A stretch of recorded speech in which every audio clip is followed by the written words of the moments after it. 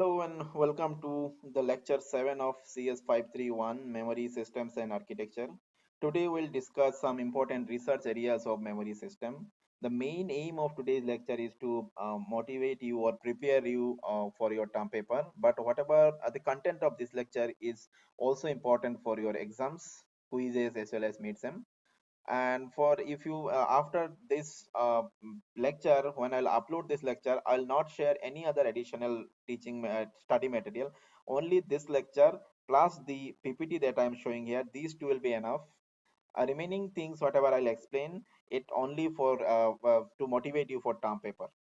Okay, so before starting today's lecture, you have to understand this diagram, TCMP, tile chip multiprocessor. I think I have already explained what is called TCMP and the detail of this already explained. So quickly I'm explaining it again here.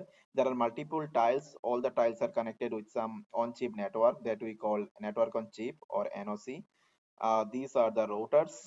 And so if we see each tile, so each tile has a core as a own L1 cache, private L1 cache, and then there is a slice of L2 cache here. So this is a we call a L2 bank.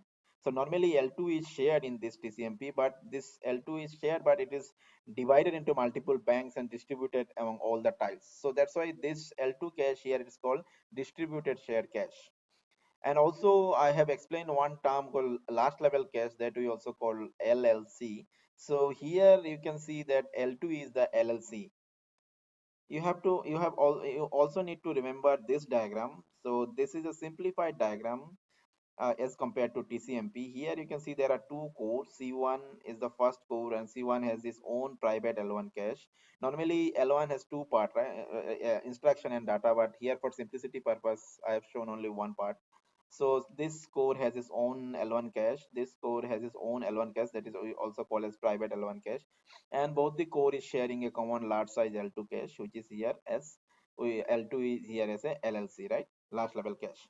So difference between these two diagram is here the last level cache is distributed, shared but distributed. Here the last level cache is shared but not distributed. And the detailed concept about the shared memory, I think I have already explained you in lecture 3. So if you have any doubt about what I am saying, what is private cache, what is shared cache, what you want to know more about TCMP, please watch my previous video and then continue. But to understand today's lecture, whatever concept I'll explain today, it is very important that you must remember these two diagrams, what these two diagrams are doing. So let me spend some more time on it. First, suppose this core is requesting for a block. Then the block will be first searched in this L1, and if the block is not here, so means if there is a miss here, then the request will forwarded to this L2. And if there is a miss here also in this L2, then we have to go to main memory and fetch the data from main memory. First we will place it in L2, and from L2 we have to send this block here in L1, and from L1 the corresponding word will be sent to the core. This is how it works. Again, one more thing, here you can see that all the cache that we are showing here are set associative cache, and normally a set associative cache looks like a 2D array. So the rows we can consider as set and columns we can consider as ways. So here you can see L1 cache are 4-way set associative, and the L2 cache that I'm showing here is 8-way set associative cache. Same thing you have to remember for TCMP also. For TCMP, maybe I have just written L1 and L2, but you have to keep this in mind that these are also set associative cache. From now onwards in this course, I'll only discuss about set associative cache. So every time when I'll say cache, you have to understand that we are discussing about set associative cache, not direct and fully associative. If any time it is required, then I'll specifically mention that this cache is fully associative or direct. Otherwise, only cache means set associative cache. Also, I hope you remember the basic concept of set associative cache, that every time when this core will request for a block, as I said, first we will search in this L1, but where we will search? We will not search in all the positions, right? Because it is a set associative case, there will be one fixed set where a particular block will map.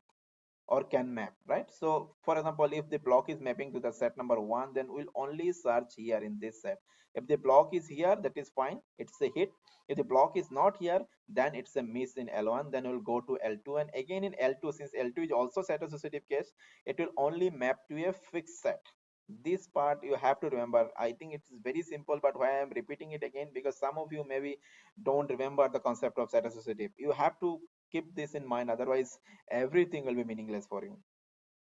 Okay, now the next point is important parameters. Important parameters means, suppose, as I said, in term paper you have to propose something new. So suppose that you have proposed something new, and that is called proposal 1. So how your proposal is better than the existing one, right? So for example, suppose you have proposed a new replacement policy. So what is the main advantage of your replacement policy? Your replacement policy is improving the performance, or your replacement policy is taking less energy, consuming less energy, or it is taking less hardware. All these things are important. That's why there are three important parameters we normally check. If you propose something new, it can be improving the performance. It may be also possible that it is not improving performance, but it is reducing energy consumption as compared to the existing one. Then also it's a good one. And it may be also possible that no, it is not improving performance, performing is almost similar, energy consumption is also similar, but it is reducing the hardware overhead. But actually these two are related. Means if you are reducing hardware overhead, then somehow it will also reduce energy consumption.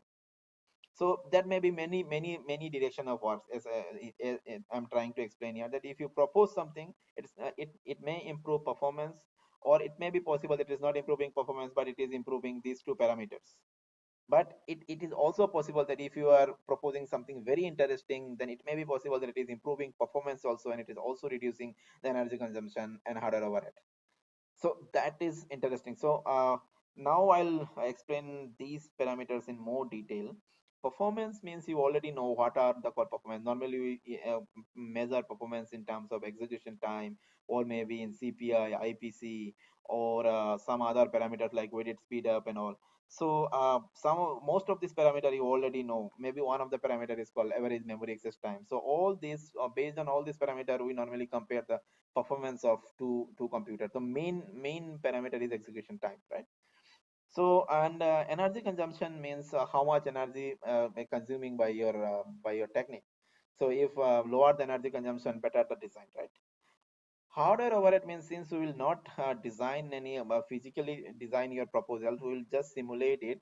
So at hardware overhead means we normally will mainly compare that how much additional storage is required to propose your technique.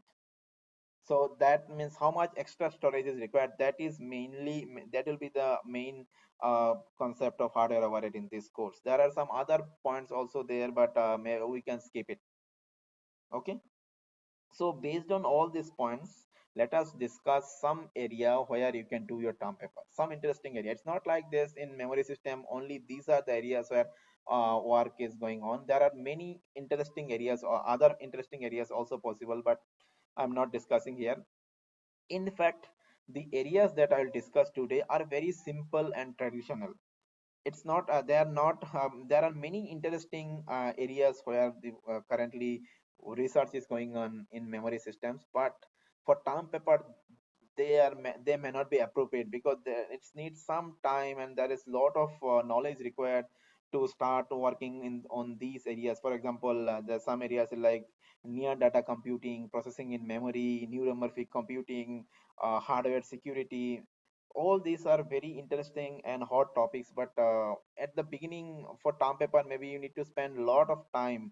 So that's why what I have decided, that let us do our term paper on some traditional areas. So some traditional areas we will discuss today. First is replacement policy. Very simple. Everyone knows what is called replacement policy.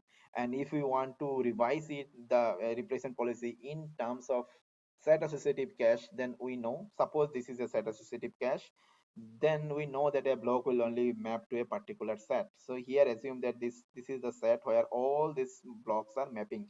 So the sequence is core is requested in this sequence A1, A2, A3, A4. So now after requesting these four blocks here, this set is full now. As I said, I'm assuming that all these requests are mapping to this set number 1.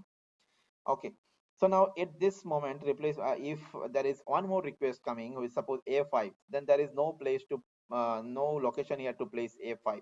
So what we need to do, we have to replace something. So that is called replacement policy. Which one to replace? So any replacement policy has normally has three modules. There are these are called insertion, promotion, and eviction. So here, for example, I think this part I have already explained in a previous video also. So this is kind of repetition here, but this is very important. That's why I'm explaining. So for each set, replacement policy is applied to each set locally. And here, for each set, there will be a data structure maintained by the hardware. And these data structure will be responsible for the replacement policy here. So suppose we are using LRU replacement policy, least recently used. Everyone knows what is called LRU, so I'm not explaining it in detail. So suppose for this set, this is the data structure. And for A1, I assume that address of A1 is written here, or suppose not address, this way number is written here, suppose somehow. So this is how we are maintaining the rules. So A1, A2, A3, A4 is the MRU because A4 is the most recently accessed and A1 is the oldest one. So A1 is the LRU one. So now in this case, if this is the scenario, at this moment, if core is requesting for A1 again, if core would request for A1 again, then what will be the scenario? If core is requesting for A1 again, then this will be a hit in the cache, right? Because A1 is already there in the cache.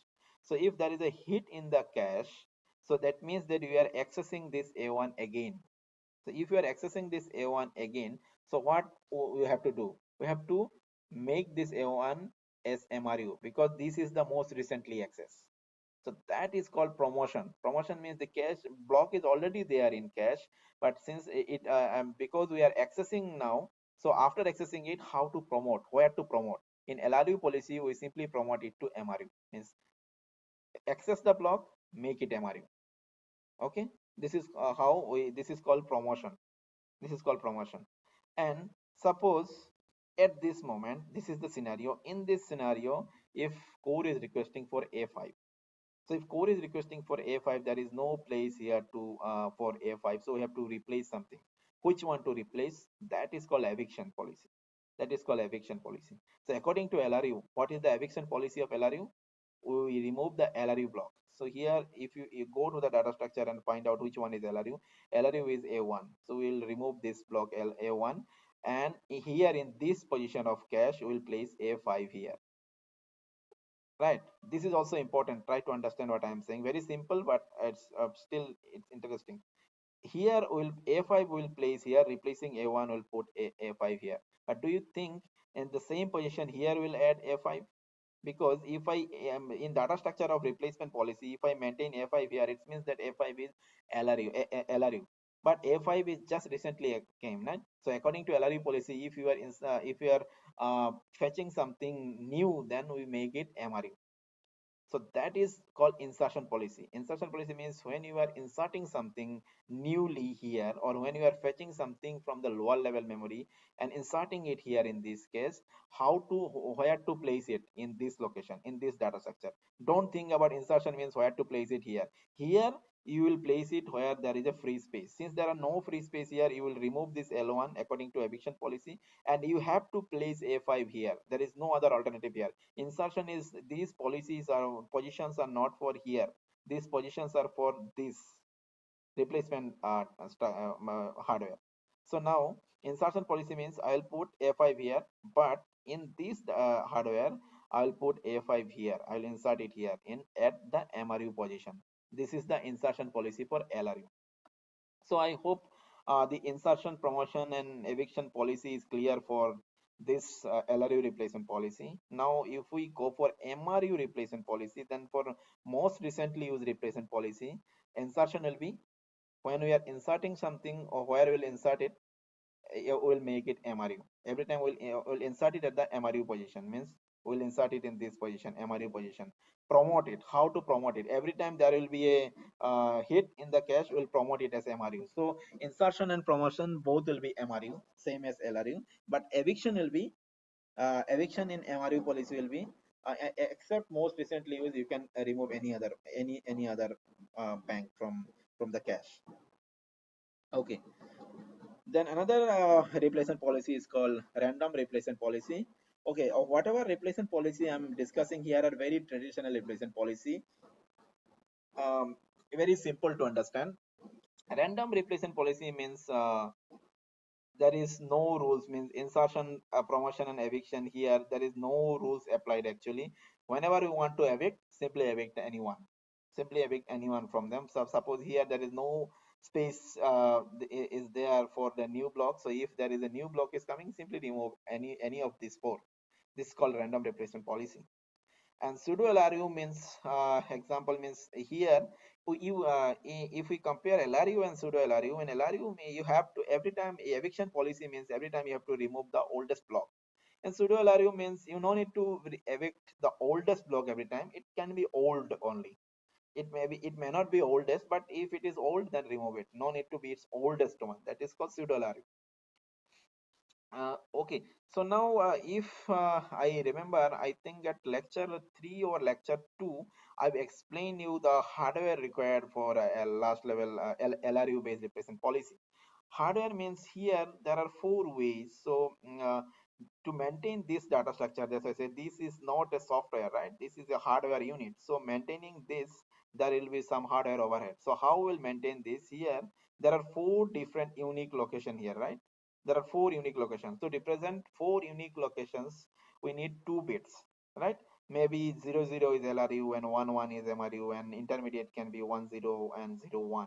So for a four-way set associative case, for each set, we need 2 into 4, right? 2 into 4 means 8 bits is required here, means 1 byte is required to represent LRU replacement policy here. So how many sets are here? 1, 2, 3, 4. So 4 extra byte will be required here in this hardware, in this hardware to represent LRU replacement policy. And some other circuit overhead will be required to maintain the circuit, means when we need to change LRU to MRU for insertion, promotion and eviction. So but these we are ignoring, but at least this much byte is required, means 4 bytes will be required. 1 byte for each set is required to maintain LRU replacement policy. For MRU replacement policy, you no need to maintain 2 bits for each way here, because why? We only need to represent which one is the most recently. We don't want to keep a record that which one is the oldest one, which one is the intermediate one. We only want to know which one is the newest one. So 1 bit in of each of this position is enough. 1 bit here, here is enough, because only the most recently one will have one, remaining will be zero. So in this case, 1 bit per way is required. So if here in this set there are four ways, 1 bit per way will be required. So 4 bits will be required here. 4 bits for one row. So 4 rows are there. So there will be 16 bits will be required. So 2 bytes will be enough. Random In random replacement policy, there is no hardware overhead, or almost negligible, because since we are choosing any of them randomly as victims, so we no need to keep this type of records. So random replacement policy has almost negligible hardware overhead. LRU has also less hardware overhead than LRU. So as I mentioned in the previous slide, there how there is a parameter called hardware overhead. So I hope I have given you some example here of how we can calculate hardware overhead. So maybe you can see that the LRU replacement policy has less hardware overhead. Means a 4 bytes is not enough, so not much, right? But when you will go for bigger cache, then these hardware overhead may be also significant. We'll discuss all these things after this lecture. In fact, from tomorrow only, we'll discuss about the recent advancement in replacement policies. These are just traditional ones. Okay. So now issues with LRU means, if these four random traditional replacement policy are working so properly, then why we need to study it here? There must be some issues, and there must be some challenges that cannot be resolved by this traditional replacement policies, and that's why we are here to discuss replacement policy at 2021, right? So one of the issue with LRU replacement policy or LRU based replacement policy is dead block. It's not like LRU. There are many replacement policy we'll discuss in this course. Many of them are LRU based, means LRU based means time based, oldest one or newest one. That is, this is called timestamp based, right? So there are many timestamp based replacement policies are there. Most of them has a problem called dead block. So to understand dead block, let me explain it with a different diagram here. Just assume that this last level cache, I have magnified it here. So there is a difference here. So this is a 8 way set associative cache, but here it is only 4 ways are showing. So for now, for just this example, just assume that this is 4 way. Otherwise there will be mismatch here, so don't be confused. Just assume that last level cache is 4 way. So I am here. So now what I am trying to explain, that what is that block. Suppose this core has requested for a block called A1, or suppose this core has requested for a block called A4. Okay. So first time this block will not be in L1. Okay. So request will go to L2. So this is my L2. First time the block will not be in L2 also, because this is a compulsory miss. So we'll go to main memory, fetch the block, store it in here, and then we'll return it in L1. Then and from L1 it will go to C1. That is fine. But if this block is whenever, what is the insertion policy of LRU? Insertion policy means put it in the MRU position. So every time when you whenever you fetch the block, so for example in this case the A4, when you're fetching A4, it will place in the MRU position.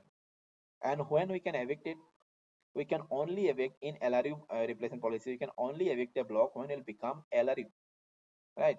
So there will be some time, that since A4 is now just MRU, so from MRU to become LRU it will take some time. And for the second point here is, assume that the C1, the core C1, which has requested for A4, is using A4 only once, and it is not accessing it after that. So it means that C4 is requested for this, C1 is requesting for this block only once. So as per his request, the block is now in this position, and it is now in MRU position, but C1 will not request it again in future.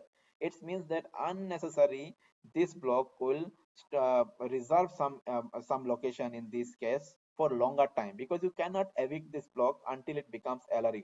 So these type of blocks are called dead blocks. Say more proper definition of dead blocks is, it's not like that only one time. Means it may be possible that C4 has C1 has accessed this block consecutively 2-3 times, and then it has never accessed. But still, from becoming MRU to LRU, is the block is not accessed again, then this type of blocks are called dead blocks, and they are unnecessarily wasting the space of computer. So anytime, suppose instead of the LRU eviction policy of LRU, somehow we can change it. Suppose we know that, suppose at this moment this core C2 is requesting for a block called A16, suppose A16. So which is also mapping in this set number 1, and the set is full. So now which block to be removed? According to LRU, will remove suppose A1, because A1 is the LRU block, suppose. Okay, but since, as I have explained, somehow if you know that the block A4 is dead and it will never on use in future, so instead of us removing A1, better to remove A4, because we know that it's a dead block, right? So but how to know a dead block, that is block is dead or not, it's very difficult. That I'll explain after few minutes. I'll again come to this point, but I hope you understand that what is called dead block. So removing that block is very challenging, and all these traditional replacement policies have this problem of dead blocks. Okay. Then one more point is, all the replacement policies here, the LRU based replacement policies. Another problem of these replacement policies is they are less effective for last level cache. Why? Because the replacement policy here that I'm explaining are based on the temporal locality, right? Means if we are accessing a block now, then it is very likely that in near future the same block will access again. That is called temporal locality. So based on this, we are not removing MRU, we are removing LRU, right? But it may be possible that, suppose as I said, that C1 is requesting for this block multiple times, not just one time, but multiple times, maybe 5 times it is requesting it. But these 5 times it is requesting it, these times are very quickly, means within a very short interval, this core C1 is requesting for A4 5 times, but after this it is not accessing it. So now let us recreate the scenario again. First time, when first time C1 is requesting for A4, there will be miss in L1, fine. We'll go to L2, there will be miss in L2 here. This is L2, we'll miss in L2. We'll go to main memory, fetch it to here. A4 is here now. Then we'll send it to L1. Now A4 will be here, and now C1 will get the block. Basically, C1 will get the particular word, but I'm assuming the block, right? First time. Second time, when, as I said, these first, second, third, fourth, fifth, this request of A4 by C1 is very quick time. So within very quickly, means after a few minutes of not minutes, mean after a few moments, C1 will again request for this block. Since it is very quick, when C1 will again request for this block, there will be hit in L1 because the block is still in F4 is still in L1. So if it is possible that all the consecutive requests, if they are very fast, then all the 5 requests, if they are hit in L1, right, then it means that we have accessed the block that is stored in L2 only once, and after that it became dead. So that's why the main benefit of principle of locality is actually consumed by the upper level of caches. Here it is L1, but it may be possible in some micro multiprocessor there are 2 3 levels of private caches, and then there is the last level cache. So that's why I'm making a generic statement here that the main advantage of temporal locality is actually consumed by the upper level caches, and for last level caches, that's why these traditional replacement policies sometimes became less effective. And also one more point here, in case of last level caches, it has been found that capacity is more important in last level cache. Means there should be more capacity. You should be able to store more number of data in last level cache. So this point I will discuss later. But the first point you have to understand, remember that traditional replacement policies are less effective for last level cache. Now the next point is optimal replacement policy. I hope you already know it, what is called optimal replacement policy. This is also called Ballard's replacement policy, proposed in 1965. And according to this replacement policy, means this is an eviction policy actually. So it is saying that every time if you want to replace some block from this set, then you have to replace that block which will access the farthest distance in future. For example, suppose 8 A1 is reusing here. Suppose this is your time, this is current time. So in future, A1 will access here, A2 will access here, A3 will access here, and A4 will access here. So in this case, you can see that A4 is reused in the farthest future. So better to remove A4. That is called optimal replacement policy. If it is not clear, then pause this video here. Just search optimal replacement policy or Ballard's replacement policy in internet. You will understand it in a better way. But since the point here it is saying the term, there is a term that I use in future, that is the main problem, because no one knows the future. So as I said that this is the current time, so we are here in this current time, and this current time we have to decide which one to remove. And optimal replacement policy is saying that in future which one is used in farthest future. So how we will know the future? Nobody knows the future, right? That's why optimal replacement policy is not possible to physically implement in a computer. Yeah, also it is not possible to implement in a full system simulator. It is possible to implement in trace-based simulator, but it's a different thing. In real machine, it is not possible to implement a optimal replacement policy because no one knows future. And now this next point is very important, that why we are discussing replacement policy. This is a very simple thing. Then why at 2020, if there is optimal replacement policy proposed in 1965, then why after more than 50 60 years I am discussing replacement policy today, and I am saying you that you can do your term paper, you can do research and replacement policy. The point is, even today, if you see the 2019 or 2020 replacement papers, there is a huge gap between a practical replacement policy and this optimal replacement policy. There is a huge performance gap still exists. and that's why people are still doing research on replacement policy.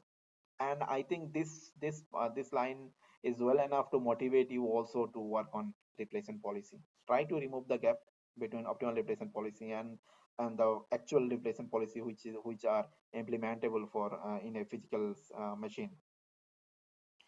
Okay, so here in this slide, I will conclude it in this way that there are a lot of scope possible to improve the replacement policy, but mainly these are for last level cache. So let me say this line that there are a lot of scope possible. And there are a lot of scope is still there to improve the replacement performance of replacement policy in last level cache. And I'll encourage you to do your term paper on some replacement policy based on last level cache. So maybe you'll ask questions that why you are not saying about L1 replacement policy about L1 or other private caches. So in this particular diagram, why I'm not saying about L1, why I'm saying about L2 or last level caches, because L1 are very close to the core, right? L1 are very close to core, and that's why sometimes people don't want to do any kind of changes with the or any kind of experiment with the L1 caches. So you can even you see in most recent processors like i9 or i7 or other AMD processors, L1 are still using LRU replacement policies. But all the experiment that I'm saying they are actually mainly used for last level caches. One more point for this, the reason for this is this point also, because all this replacement policy are less effective for last level cache. So that's why people are trying to do more experiments on last level cache based replacement policies. Another thing here is, since it is not directly connected with the performance of core, because this L1 is directly connected with the core, but it is not directly connected with the core. So you can spend some time, there may be some overhead also, you can spend some time, some extra time to decide which one to evict. Maybe your eviction policy can have some latency also. All these things are possible here. It can have some additional hardware overhead, it can have some extra latency by your replacement hardware. All these things can be possible to means adjust here in this last level cache, but which is not possible for L1. That's why all the experiments or modification people are mainly trying for lower level cache memories. Okay, so I'm stopping this particular concept here. Next, we are moving to cache partitioning. This point, cache partitioning is somehow related with the replacement policy. How these two are related, that I will not discuss today. Otherwise, you may have you may be confused. So I'll discuss it after of 1 week that how these two are related. Today I will explain cache partitioning in a very simple way, and I hope you will understand it. But to understand cache partitioning, you have to understand the concept of shared cache that I have already explained you. There are two types of shared cache. One is called unified shared cache. This is called unified shared cache because the last level cache is only shared, but it's not distributed. Another one is called distributed shared cache. That an example of distributed shared cache is tile-based CMP, that is TCMP, that I have explained, shown you in the slide number 1 of today's lecture. Okay, so these two you have to assume for this example and for this slide, may you just understanding this diagram is enough. Unified shared cache, this diagram is enough. So now cache partitioning means, as you can see, there are two cores here. So if in reality, in real life, if we have a computer where the processor has multiple cores, so it means that multiple application can run simultaneously, right? In parallel, not just simultaneously, in parallel. So here you can see that maybe I can run two different application, one application in this core and one application in this core, and these two application can run in parallel. And for both this application, there will be a private L1 cache, but both this application, suppose here application 1 is running and here application 2 is running, so both application 1 and 2 shares this cache, last level cache. So in this case, this cache is shared among both. So sometime it may be possible that application 1 it's a data intensive application, so it needs more space in L2 as compared to the application 2 that is running on core 2. So how to divide this the shared resource of L2 is called cache partitioning. Means somehow we have if a cache partitioning is a technique by which we divide the resources of L2 among the different application that is running in the multiprocessor now. Okay, in this particular case, there is only two codes, so I'll explain it in terms of application one and application two only. In generic sense, there may be multiple codes and multiple application running. So there are two kind of cache partitioning. One is called static partitioning. Static partitioning means when your computer is booting, at that time only partition will be fixed. That, for example, suppose this is the partition. This is the partition means here this portion will be used by application one and remaining portion will be used by application two. This will be decided at the time of booting of your computer, and that will be fixed. That will not change one until your machine becomes power off. So that is called static partitioning. But I think you can easily catch the disadvantage of static partitioning means if somehow the application behavior change, maybe at booting time somehow we have based on some records we assume that okay, application 2 needs more space, that's why you have given more space to application 2. But maybe after some time the behavior of application 2 change and now it's need less space as compared to application 2. So in that case, if your partition remain fixed like this, then application one will show give you more misses because this small portion may be not enough because behavior has changed now. So to handle the dynamic behavioral change of applications, dynamic partitioning is better. Dynamic partition means dynamically will allow the partition of the last level cache to change. For example, at the time being, suppose this is the partition, then after some time, if the behavior of application one changed and now it wants more space, then maybe we can change this particular partition to this partition where now application one is getting more space in L2 or LLC. So this is called mainly called the concept of cache partitioning. So there are two types of cache partitioning exists. These are the two types that I explained. There are two more types. You can divide it based on way partitioning and set partitioning. So the example that I'm showing here is actually way partitioning means we are dividing these ways. There are 8 ways here. Out of these 8 ways, now 5 ways are allocated to application one and 3 ways are allocated to application two. These are called way-based partitioning. It may be also possible. There are some partitioning techniques that technique also exists where they partition uh, among partition the set. For example, suppose maybe first two sets belong to application one and next remaining sets for application two. These are called set-based partitioning. But here in this course we'll only discuss about way-based partitioning. That is easy to because you no need to change the mapping and all, because if you fix this two set for application one and remaining set for application two, you have to change the mapping policy, right? Because now your data is not going to every set indexes, so somehow you have to change the mapping policy for that. But in case of way partitioning, you no need to change the mapping policy. So whatever partitioning technique that we will discuss in this course will be based on way partitioning only. You no need to understand set partitioning from this point onwards. Just remember what is called way partitioning. So I hope the basic concept of partitioning is clear. Now that the challenges is still there because partitioning technique is also very traditional and old. So why I'm saying you that you can do your term paper or you can do some research on on cache partitioning. So these are some challenges. How to record the application behavior. This is means there are different types of application maybe there. So and sometime maybe application behavior will change. So how to record this application behavior? How to predict the behavior of a application properly? The overhead of training unit. So understanding the behavior of a application means you have to train something. So to have the overhead of training unit, maintaining fairness means you have to maintain the fairness means how fairly you have to fairly distribute it. It should not be uniformly. You cannot uniformly means four-way here, four-way here. That should not be the case. The division must be or partition must be according to the requirement. So it must be fair. So there are challenges still exist in cache partitioning. People are working on it. We will also understand it. But if you relate this slide and the previous slide when I was explaining the optimal replacement policy, I said nobody knows future. So it means that in that slide I said you cannot detect the future, but you can predict the future based on previous past history. That's why all the learning techniques are also important here. So the most of the modern replacement policies, they are trying to predict the future, not detect. Detect means 100% correct, right? Predict means not 100% correct, but we're predicting something with less accuracy. So many replacement policy people are now proposing what they are doing based on the past history. They are trying to predict the future.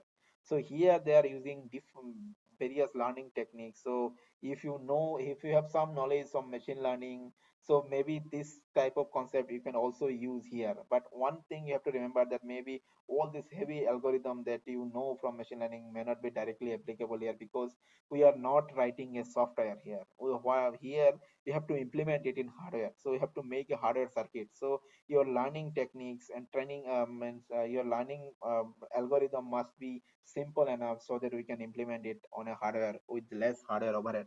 And that point is also related here. As I said, the overhead of training unit, I was trying to explain this part only. If you are doing something to predict the application behavior, then that part I'm saying here is training unit. So that unit must be small, hardware overhead must be small. You cannot just simply use some learning techniques that you are using in using a software. Using a software, it's not possible here, because you have to we have to design a circuit for this. So I hope the cache partitioning and replacement policy is clear too. These are the basic things. From next class, I'll try to explain the recent research going on replacement policy. I'll cover a replacement policy, I think, on 3 4 lectures. Then I'll go for cache partitioning. Next, we'll discuss about prefetching. So prefetching is also a very traditional term, and I hope you already know it, because it is written in short in the textbook that I have already given you. So here I am quickly explaining the basic of prefetching. Prefetching means here that if this code is requesting for a particular block, then this block, if the block is present in L1, then there will be a cache hit here and it will take less time. So if you somehow when somehow if you know that this particular block, suppose I'm using the same example a5 from the previous slide.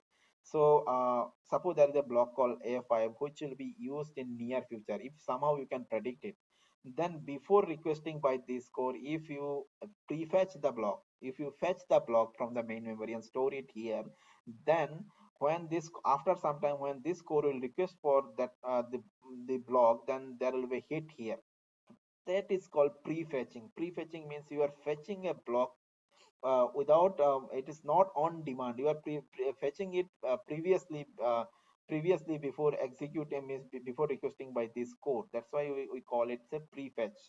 So whenever there are two types of requests normally exist in cache in multiprocessor. One is when a core is requesting for a block, now that is called demand request. So there will sometime if there is a miss in this L1 and will request for this L2 or lower level memory to fetch the block. So there are two types of request. One is demand. Demand means core is requesting this block now. And one is called prefetch. Prefetch means the core is not requesting for this block now, but we are predicting it that okay, core will request it after some time, and that's why we are requesting it. So that is called prefetch request. So there are two types of requests like this: demand request and prefetch request. So demand requests are originated from core, that is clear. Who is request or who is generating the prefetch request? Prefetch requests are generated by a prefetch engine. So there will be a prefetch engine here. Then it can be in any location, which which captures some past history, past data, and based on all the past history, it is predicting that okay, this particular block will be used in the future. So prefetch it. So that is the task of prefetch engine. So I'm explaining it in a very generic way, but this is not. There are many complications also exist, but I'm removing all this complication and trying to explain it in a very simple way. There will be a prefetch engine which will collect many information like miss rate and hit rate, many other information is maybe possible. So collect all this information, and based on this information it will predict something, that which blocks will be used in near future, and then this prefetch engine will request for this block to fetch from main memory or maybe from lower level cache memories, and they will store here in L1, so that when core will request for it, there will be hit here. So the blocks which are prefetched here, and then after some time when the core will request for it, and if there is a hit here, we call them as prefetch hit. Why prefetch it? Because the blocks were previously fetched here already. So that is called prefetch hit. And demand hit means if core is requesting for a particular block and it is already here, but it is not prefetched, then that is called demand hit. So demand heat, prefetch heat, all this thing I'll discuss again when I'll explain prefetching. But here I'm just explaining it for completeness purpose. So two traditional prefetcher, one is called next line prefetcher. This should be fast. Next line prefetcher is the most traditional prefetcher. Next line prefetcher means if you are requesting for one particular block now, then simply fetch the next block also. Simply fetch the next. That is called next line prefetch. Why next line? Because prefetching is main that is a is closely related with spatial locality. Spatial locality says if you are requesting for a block now, or if the code is requesting for a block now, it is very likely that in near future it will request for the nearby blocks. That's why next line prefetcher means if the code is requesting for a block now, then better to prefetch the next block also, because it's very likely that prefetcher will go this code will request for the next block in future. So that is called next line prefetcher. Stride prefetcher means it maintains a stride. Means at this time, if we are requesting for a particular block, then maybe based on some stride, maybe require may fetch the fifth block, and after every time maybe fetch the fifth block, because there is a pattern. Based on some pattern, these stride prefetchers are maintained. So the accuracy of prefetcher is depend on how we can understand the pattern, and based on this pattern how we can prefetch the new blocks. Okay, so now challenges in prefetcher. There are many challenges in prefetcher because it looks very simple, but it's a very open area of research. There are many people still working on prefetching. In fact, every year there is a tournament also conduct. The people conduct a tournament also in prefetching. This is called prefetching championship. You can also participate on it. And advantage, a plus point of you guys is that for the championship is that the simulator they use in that championship is called ChampSim. In fact, ChampSim is designed for that championship only. And here in this course, I'm using ChampSim. So if you want to do your prefetch, your term paper or any work in prefetching, it is very easy to implement it in ChampSim. And in that case, you can also participate on the championship, which use the same simulator called ChampSim. Okay, so now what are the challenges of prefetching and why people don't use this traditional prefetcher? Why it is important to do more research on prefetching? First is prefetch accuracy. Prefetch accuracy means if you are prefetching something here, what is the guarantee that this will be accessed by core? If it is accessing by the core, that is called prefetch it. But if it is not accessing, but if you prefetch something but core will not access it, so your accuracy will decrease. So it must be accuracy must be high. For example, 100% accuracy means whatever data you are prefetching, core will access it. So that is called 100% accuracy. 0% accuracy means whatever data you are prefetching, core is not accessing them. So unnecessarily you are wasting the space here. So if your accuracy is low, for example, if your accuracy is only 30%, it means that 70% of block that you are prefetching are not accessing by the core. So unnecessarily you are prefetching some block here and you are wasting the space of L1, right? So you are doing pollution, that is called prefetch pollution. It may be possible that if you are prefetching means you are predicting technology is now predicting technique is not very accurate and your accuracy is not high, then you can also increase the pollution here. Not it may not be prefetch pollution, I can say it's cache pollution. You'll increase the pollution of the cache. So these are the things we have to understand. Learning techniques, what are the learning techniques we'll use in prefetch engine so that we can improve accuracy and reduce pollution. Complex application behavior, as with the modern day the application are becoming very complex, so understanding the behavior is very different. Sometimes they will not just follow next line, they will not just follow any stride, so their requesting patterns will be very complicated. So understanding, analyzing this complex pattern and then predict that okay, next prefetch will be from this particular address is very very difficult, and it is changing every day. That's why it is based on this application demand. That's why it is very very important to analyze or understand the behavior of an application properly. Prefetch on different cache levels. So the prefetch that I've explained here is, I said that it's based on L1. The prefetch engine will be here, and based on some prediction, it will prefetch a block and store it here. That's not the only solution, right? Sometime maybe we can decide that okay, we'll not prefetch in L1 because our prefetch policy is not very accurate and it is creating cache pollution. So since L1 is very small, we don't want to prefetch in L1. What we can do here, You can also use a prefetch engine, and based on this prefetch engine, you can just prefetch and put it in last level cache, but not forward it to L1. So what is the advantage? Advantage in that case, there will be a miss in when core will request for that particular block. There will be a miss in L1, but it will be a hit in L2 at least. It will not go to main memory. Still, it is better. So if you have multiple levels of cache like L1, L2, L3, then in which level you have you can prefetch. This also need to be decided. So there are many different aspects, many different direction to work on prefetching. So this is also a very interesting direction. So up to prefetching, I'll try to discuss before midsem. Okay. The next is called cache utilization. This is another very interesting area of research, but it's traditional. Traditional means it is very easy to understand the problem, and then how to propose a new solution. It's your problem, but at least the basic thing, to understand the basic thing, it's not difficult. I think in my previous slide, when previous lecture, when I was explaining non-volatile ride endurance issues, then I have quickly explained the concept of utilization. Here I am explaining it again. But before explaining this, you have to understand that the structure of set associative cache again. I hope you know a set associative cache. Just imagine a 2D array, right? Because why I'm saying, because I forgot to add a diagram here. So just there is a L2 cache and L1 cache here, but you have to assume these are set associative cache. So how a set associative cache looks like? It looks like a 2D array, right? So you have to imagine it. And since a block is always mapped to a particular set, right? So local utilization issue, there are two kind of utilization issue means. So what is utilization issue? First of all, utilization issue means it has been observed that even the last level cache, it's only for, I'm discussing it only for last level cache. So it may be possible, you can see that the last level cache size is very huge, means maybe 16 MB or 32 MB last level cache is there in modern processor.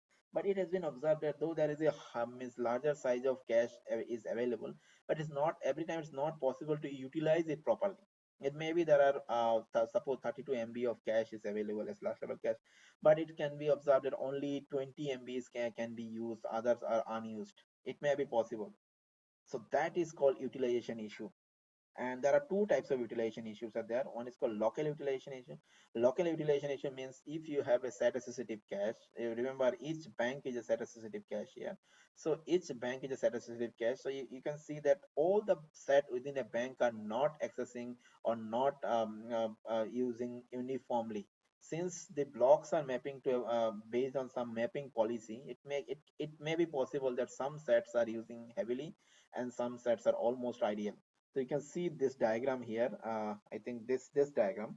So in this diagram, it is showing a result of a particular bank. Just assume that this is the bank L24.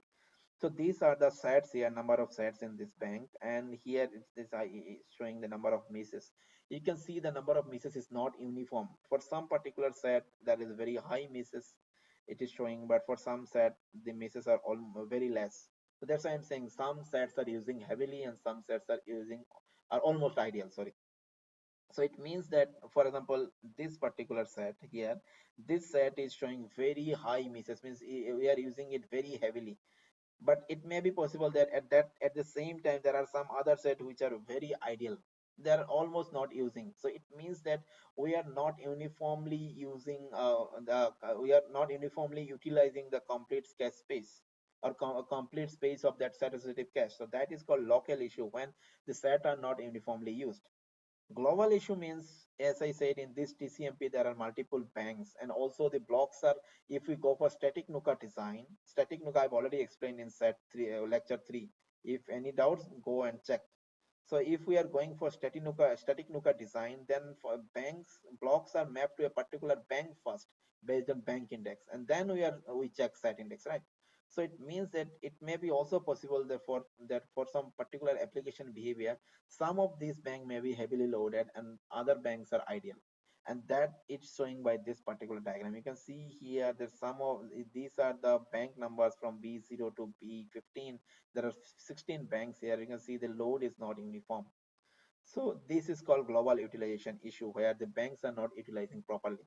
So in this course, we'll mainly target local utilization issue because solving global utilization issue is complicated, and we will not discuss it in this course. I'll discuss maybe very quickly, but I am not expecting that you will do further research on global utilization issues. But local utilization issue it interesting.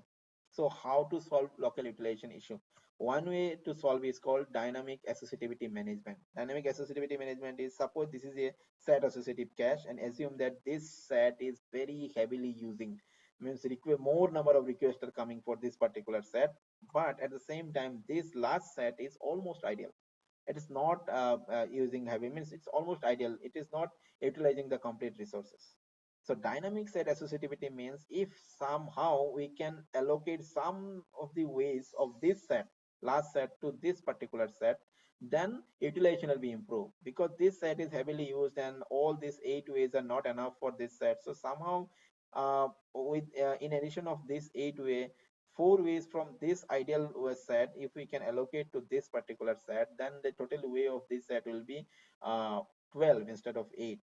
So that is called dynamic associativity management. When instead of physically changing anything in the set associative case, if somehow by changing the mapping policy, if we can increase or decrease the associativity of a particular set, then it is possible to handle the utilization issues. This is one way. Then maybe many other way also, how you can uniformly how you can reduce the local utilization issue. So this is a challenging task and people are still working on it.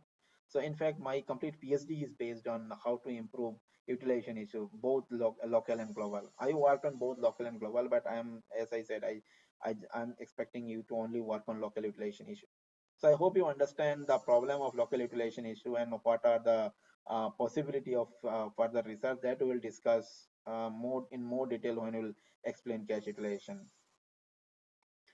The next area is DRAM refresh. I will not explain it in more detail because I think I have spent a complete lecture on DRAM, and all this diagram I think are already familiar to you. If anything is not clear from this diagram, that it means that you have not followed my previous lecture. Please follow those lecture because these are important for your remaining quizzes as well as mid-sem exam. So if you know all these things, then you will understand that this is a RAM. It has multiple ranks. Each rank has multiple chip, and each chip has multiple banks. Each bank looks like this, suppose. And then normally what happened that these there are multiple capacitors stored here, which store information in terms of charge, but this charge normally discharge after a fixed time duration. So you have to refresh it again and again after a fixed time interval, and that is called retention time. Means if you refresh it here, then you have to refresh it again here. So this duration is called retention time. Within after this retention time, you have to refresh that row again, right? So the problem of refresh is whenever you are refreshing a bank, or suppose this is a bank and you are performing the periodic refresh, so whenever the periodic refresh is going on, the bank will be blocked and no other normal operation can be performed during this time. So this is one problem. Another problem is every time you perform refresh, refresh means you have to activate a row. Row will go here and then it will refresh. So it's consuming some energy also. So if these are the two more overhead of refresh. First, when you are doing periodic refresh, the bank will be blocked for normal read-write operations. Second, it also consumes some energy.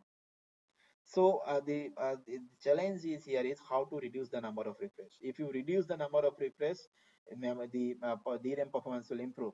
How to enhance the retention time means normally the retention time is 64 milliseconds. Suppose it means that after every 64 milliseconds you have to refresh a particular row. So if you somehow you can propose a technique based on which you can enhance the retention time, means instead of 64 milliseconds, now we will refresh it after 256 milliseconds. Then the number of refresh will be less and performance of memory will be improved.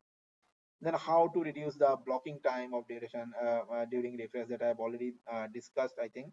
So how to do non-blocking refresh, if it is possible to propose some technique where you are doing periodic refresh but the bank is not blocked, then it will also improve. So alternative of refresh based DRAM, is it possible to propose something alternative where the refresh is not required and all? So there are many challenges possible is there in DRAM refresh. So this is also a very good area, and I think a very traditional area where you can do your research, where you can do your term paper. And I think more detail about DRAM is only possible to discuss in this course after midsem. The last point here is write endurance of non-volatile memories. What are the issues? What are the challenges of write endurance in non-volatile memories? I'll not discuss here because I think my previous two lectures are based on non-volatile memories and write endurance only. So to understand that what are the challenges here, this is also a very interesting one. But if you want to work on this area, then please watch the previous two lectures. Everything will be clear. So today I have discussed some important areas, but traditional areas where you can do further research.